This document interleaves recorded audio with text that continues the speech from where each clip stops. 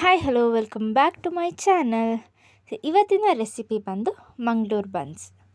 ಎಲ್ಲರೂ ತಿಂದಿರ್ತೀರಾ. ಮನೇಲಿ ಯಾವ ರೀತಿ ಮಾಡೋದು ನೋಡೋಣ ಬನ್ನಿ. ನಾನು ಅದಕ್ಕೆ 2 ಬಾಳೆಹಣ್ಣನ್ನು ತಗೊಂಡಿದ್ದೀನಿ. ಇದು ಪೂರ್ತಿಯಾಗಿ ಹಣ್ಣಾಗಿರೋವಂಥ ಬಾಳೆಹಣ್ಣು. ಇದನ್ನು ಸ್ಮ್ಯಾಶ್ ಮಾಡ್ಕೊಳ್ಳಿ. ಪೂರ್ತಿ ಹಣ್ಣಾಗಿದ್ದರೆ ಟೇಸ್ಟ್ ಚೆನ್ನಾಗಿ ಬರುತ್ತೆ. ಸ್ಮ್ಯಾಶ್ ಮಾಡಿ ಆದಮೇಲೆ ಇದಕ್ಕೆ ನಾನು ಒಂದು ಅರ್ಧ ಕಪ್ಪಷ್ಟು ಸಕ್ಕರೆ ಹಾಕ್ಕೊಳ್ತಿದ್ದೀನಿ. ನಿಮಗೆ ಟೇಸ್ಟಿಗೆ ಎಷ್ಟು ಬೇಕೋ ಅಷ್ಟು ಹಾಕ್ಕೊಳ್ಳಿ. ಹಾಗೆ ನಾನಿಲ್ಲಿ ಒಂದು 1/4 ಕಪ್ ಹಾಕೋಷ್ಟು ಮೊಸರು ಹಾಕ್ಕೊಳ್ತಾ ಇದ್ದೀನಿ. ಫ್ರಿಜ್ಜಲ್ಲಿ ಇಟ್ಟಿದ್ರೆ ಸ್ವಲ್ಪ ಹೊತ್ತು ಹೊರಗಡೆ ಇಟ್ಟು ಆಮೇಲೆ ಮಿಕ್ಸ್ ಮಾಡ್ಕೊಳ್ಳಿ. ಇದಕ್ಕೆ ಸ್ವಲ್ಪ ಉಪ್ಪು ಹಾಕ್ಕೊಳ್ಳೋಣ. ಉಪ್ಪು, ಸ್ವಲ್ಪ ಸೋಡಾ ಪುಡಿ, ಹಾಗೆ 1 ಟೀ ಸ್ಪೂನ್ ಜೀರಿಗೆ ಹಾಕ್ಕೊಳ್ಳೋಣ ಫ್ಲೇವರ್ಗೆ. ಇದನ್ನೊಂದು 5 ಮಿನಿಟ್ಸ್ ಇಡಿ. ಸಕ್ಕರೆ ಎಲ್ಲ ಮೆಲ್ಟ್ ಆಗಬೇಕು. ನೋಡ್ರಿ, ಇಲ್ಲಿ ಸಕ್ಕರೆ ಎಲ್ಲ ಮೆಲ್ಟ್ ಆಗಿದೆ. ನೆಕ್ಸ್ಟ್ ನಾವು ಇದಕ್ಕೆ ಮೈದಾ ಹಾಕಿ ಮಿಕ್ಸ್ ಮಾಡ್ಕೊಳ್ಳೋಣ. ಒಂದೊಂದೇ ಕಪ್ ಹಾಕ್ಕೊಳ್ಳಿ. ಇದಕ್ಕೆ ಇಷ್ಟೇ ಮೆಷರ್ಮೆಂಟು ಅಂತ ಏನಿಲ್ಲ. ನೀವು ಸೇಮ್ ಚಪಾತಿ ಹಿಟ್ಟಿನ ಅದಕ್ಕೆ ಇದನ್ನು ಕಲಿಸ್ಕೋಬೇಕಾಗತ್ತೆ.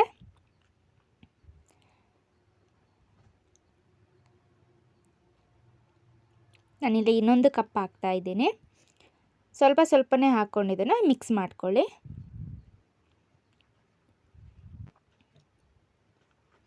ಸ್ವಲ್ಪ ನಾನಿಲ್ಲಿ ಕುಕ್ಕಿಂಗ್ ಆಯಿಲ್ನ ಹಾಕ್ಕೊಳ್ತಿದ್ದೀನಿ. ಇದು ಗಟ್ಟಿ ಆಗ್ತಾ ಬಂತು. ಹಾಗಾಗಿ ನಾನು ಕೈಯಲ್ಲೇ ಮಿಕ್ಸ್ ಮಾಡ್ಕೊಳ್ತಾ ಇದ್ದೀನಿ.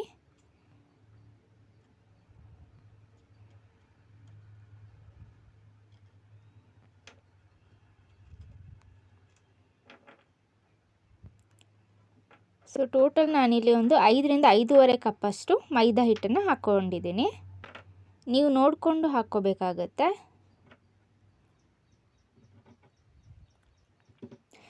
ಇವಾಗ ಇದನ್ನು ನಾವು 8 ಗಂಟೆಗಳ ಕಾಲ ರೆಸ್ಟ್ ಮಾಡೋದಕ್ಕೆ ಬಿಡಬೇಕು. ಆವಾಗ ಮಾತ್ರ ನಿಮಗೆ ಬನ್ಸ್ ಚೆನ್ನಾಗಿರೋದು. ನಿಮಗೆ ಟೈಮ್ ಇಲ್ಲ ಅಂದರೆ ಒಂದು 5ರಿಂದ 6 ಗಂಟೆ ಆದರೂ ನೀವು ಇದನ್ನು ಇಡಬೇಕಾಗುತ್ತೆ. ಈಗ ಇದನ್ನು ಸ್ವಲ್ಪ ಆಯಿಲ್ನ ಸ್ಪ್ರೆಡ್ ಮಾಡಿ ಇದನ್ನು ರೆಸ್ಟ್ ಮಾಡೋದಕ್ಕೆ ಬಿಡೋಣ. ಇದೊಂದು 8 ಗಂಟೆಗಳ ಕಾಲ ಆದಮೇಲೆ ನಾವು ಇದನ್ನು ಉಂಡೆ ಮಾಡ್ಕೋಬೇಕಾಗತ್ತೆ. ಸ್ವಲ್ಪ ದೊಡ್ಡದಾಗೇ ಇರಲಿ, ಚಪಾತಿ ಹಿಟ್ಟಿನಗಿಂತ ಸ್ವಲ್ಪ ದೊಡ್ಡದಾಗೇ ಇರಲಿ. ನಾವು ಇದನ್ನು ಲಟ್ಟಿಸ್ಕೊಳ್ಳೋಣ.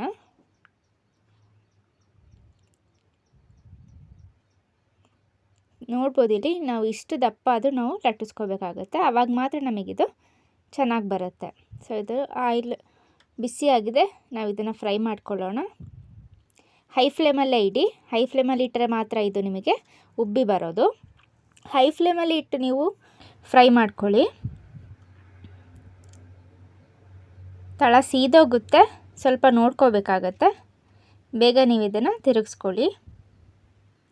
ಅದೇ ನೀವು ಮೀಡಿಯಮ್ ಫ್ಲೇಮಲ್ಲಿ ಇಟ್ಟರೆ ನಿಮಗೆ ಬೇಗ ಅದು ಉಬ್ಬಿ ಬರೋದಿಲ್ಲ. ಹಾಗಾಗಿ ನೋಡ್ಬೋದು ಯಾವ ರೀತಿ ಉಬ್ಬಿ ಬಂತು ಅಂತ. ಎಲ್ಲದನ್ನು ಕೂಡ ಇದೇ ರೀತಿ ಫ್ರೈ ಮಾಡ್ಕೊಳ್ಳಿ. ನೀವು ಇದನ್ನು ತೆಳುವಾಗಿ ಲಟ್ಟಿಸ್ಕೊಂಡ್ರೆ ನಿಮಗೆ ಪೂರಿ ಥರ ಕ್ರಿಸ್ಪಿ ಆಗುತ್ತೆ. ಬಿಟ್ಟರೆ ನಿಮಗೆ ಅದು ಒಳಗಡೆ ಲೇಯರ್ ಸಿಗಲ್ಲ. ಇದು ನಮಗೆ ಸಾಫ್ಟಾಗಿ ಸಿಗಬೇಕು. ಆವಾಗ ಮಾತ್ರ ಇದು ಚೆನ್ನಾಗಿ ಬರುತ್ತೆ.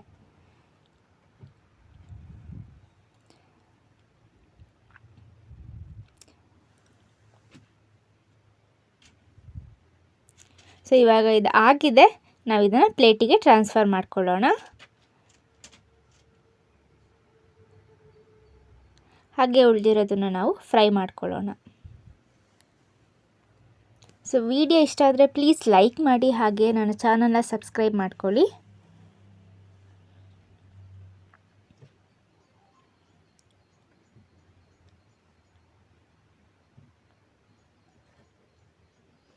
ನೀವು ಇದನ್ನು ಬೆಳಗ್ಗೆ ಕಲಸಿಟ್ಟರೆ ನೀವು ಸಂಜೆ ಟೈಮಿಗೆ ಮಾಡ್ಕೋಬೋದು.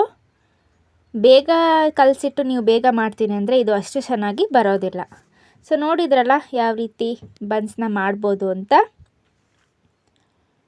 ನೀವು ಕೂಡ ಮನೇಲಿ ಮಾಡ್ಕೊಳ್ಳಿ. ಹೇಗೆ ಬಂತು ಅಂತ ನನಗೆ ತಿಳಿಸಿ.